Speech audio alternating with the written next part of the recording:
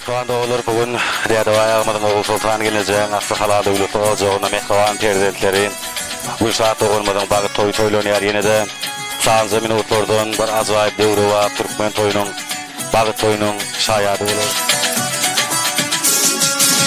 Beni üzgün görmezsin, çünkü buna değmezsin. Aşk önünde beklenilmez yar. Hızla geçer görmezsin, toz dumandan ölmezsin. Bir gider ki fark edilmez yar. Alemsin, işte böyle beklersin. Bir de bebek istersin, ondan hoşça kal. Bendensin, yak bu acı iyi dersin. Bitti süren çoktandı, ne olur hoşça kal. Başka türlü biliyorsan olurdu ancak. Ben gidiyorum, sen lütfen eğlenmene bak. Nereden bileyim bu kalbimi kim dolduracak? Rahatsız olma, başkasıyla evlenmene bak. Ben gidiyorum, hadi sen evlenmene bak.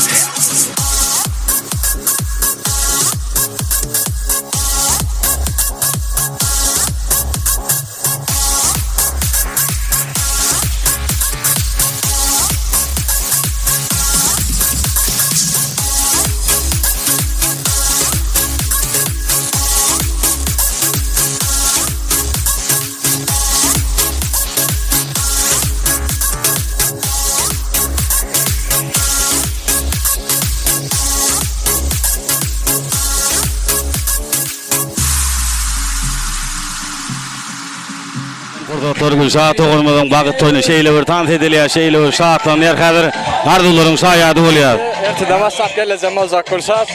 Efendim ağamla bağıtlı olun. Şöyle bağıtlı ol. Kulafas bağıtlı ol, bana neyine ayağın üstün. Klastasım sen bağıtlı ol Gülşat'la koşa garran. Klattas bağıtlı ol, bağıtlı yaşa. Ha gelece bağıtlı ol. Bağıtlı ol. Oğlunuz kıydınız köp oldum. Berekeli canınız sağ olsun. Amin kardeşlerisi. Toy toy toy. Toylarına toylarına sen berekella.